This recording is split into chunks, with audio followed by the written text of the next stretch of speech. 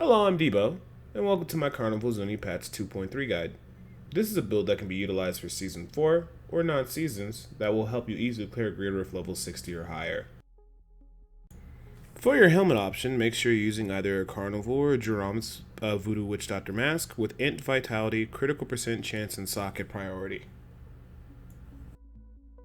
Shoulder options can vary, but make sure you have Int, Vitality, Area Damage, and Increased Fetish Army Damage for your shoulder piece. For your amulet, you want Poison Damage, Critical Percent Chance, Critical Damage, and of course a socket. For your chest piece, you want to prioritize Int, Vitality, and of course the 3 sockets that it comes with, along with increased Fetish Army damage. Bracer options can vary, but generally you want increased poison damage, Int, Vitality, and Critical Percent Chance. For your belt, you want a Witching Hour with Int, Attack Speed, Critical Damage, and increased Poison Dart damage. For your glove option, you want Int, Attack Speed, Critical Percent Chance, and Critical Damage. For your rings, utilizing the Focus and Restraint combo, you want to ensure that both rings have a good amount of Int, Critical Percent Chance, Critical Damage, and sockets located on both rings. For your pants option, you want Int, Vitality, Increased Poison Dart damage, and of course the 2 sockets it normally comes with.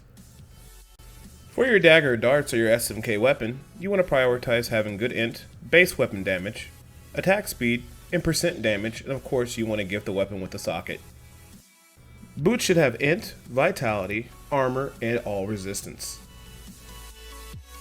And last but not least, on your offhand weapon, you want to ensure you have good Int, Critical Percent Chance, Area Effect damage, and Fetish Army damage. Those are the main priority stats you need to make sure on your offhand. The first out of our 3 gems is Simplicity Gem due to the fact that it increases the damage of our poison darts. The second gem we're going to utilize is Bane of the Trap to increase damage on all targets that are affected by our impairing effects. And last but not least, we're using Esoteric Alteration to help with our survivability and with higher level Greater Rifts. Under Paragon Core, prioritize movement speed to the max and followed by intelligence. Under your offensive Paragon tree, you want to make sure you prioritize Critical Percent Chance, Critical Damage, followed by attack speed.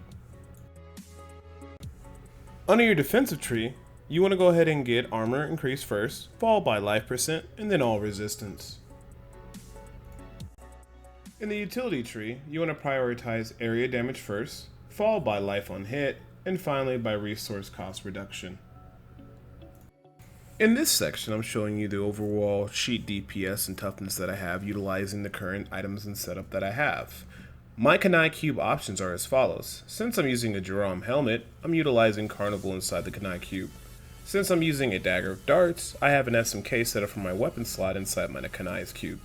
And last but not least, since I'm using the Focus and Restraint combo, I'm utilizing Ring of Royal Grandeur and my third piece for my Kanai cube setup.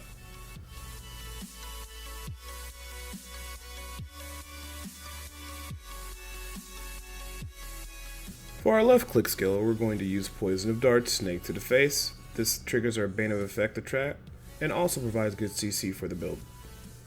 We use Grasp of the Dead, Rain of Corpses because it hits the entire screen with the effect that will trigger our 6-piece Zuni set bonus and also our Focus and Restraint partial combo. Spirit Walk with Jaunt will get us out of crazy situations and also allow us to speed through the Greater Rift. Fetish Army will allow for us to have fetishes out that will add additional damage to the build and combo with our SMK. Piranha's Paranado will induce an impairing effect, stack all the enemies in one area, and also make them take additional damage. Big Bad Voodoo combos off our SMK and our Kanai cube will increase their damage dramatically and also our attack speed. Pierce the Veil will be a good damage increase for the build, and even with the mana cost penalty, it doesn't really affect the build that much. Grave Injustice will reduce the cooldown of our primary skills that we need to use, Grasp of the Dead and Piranhas of Paranado. Spirit Vessel will provide us with an extra layer of survivability in the situation where we die, we will come back to life. Fetish Sycophants will provide us additional fetishes, increasing our fetish total up to about anywhere between 22 or 23 to increase the overall DPS of the build that we're running. Hey guys, Debo here. This is part of the video where you know how we do it. We just talk a little bit about what changed with the Carnival build, and then I'll leave you off into the Rift and me finishing it.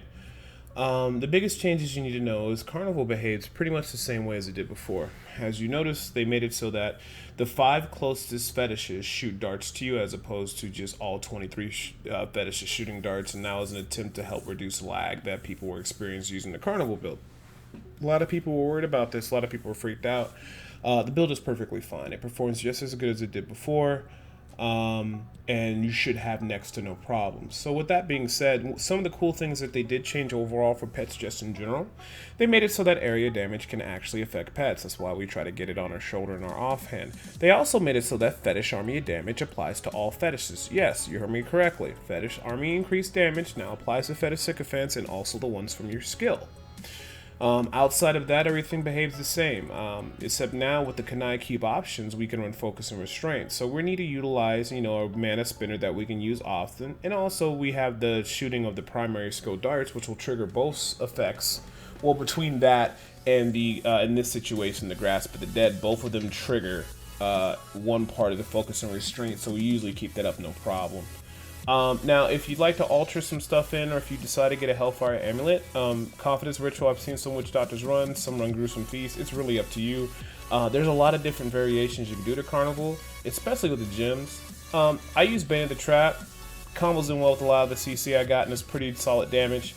Simplicity Gem I think everybody's going to run because that's a big increase to dart damage. Now, Alteration is another gem I think everybody's running. Well, more specifically, I see everybody running Alteration.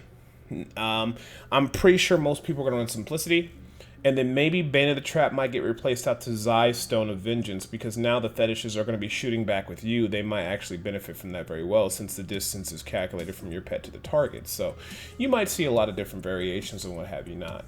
But this is pretty much a basic, simple style of the Carnival build that I run. It got up to Greater Rift level 60 very easily without an Ancient Dagger with darts. And the build, pretty much like I said, just plays exactly like it did before, just you have to get used to the fact that you're not shooting out 23 fetishes anymore. Some people might want to, sub in Tasker and Theo. I kind of still don't recommend it. I think you should still be focusing on those 5 fetishes that deliver lots of damage. They do a really good job at that. And outside of that, even myself was kind of panicking with the changes of what they were going to do to the Carnival build, but that was pretty much unfound. As I've been testing through everything, it worked out good and the build's pretty solid. So with that being said, with this variation of the build, like I said, I did 60. I felt like I could do 61 and 62 if I fished a little bit. And if I had an Ancient Weapon, I probably could have pushed up to 65. Higher level Paragons, getting a Hellfire Amulet with extra passive, maybe get that Gruesome Feast will help you push even higher.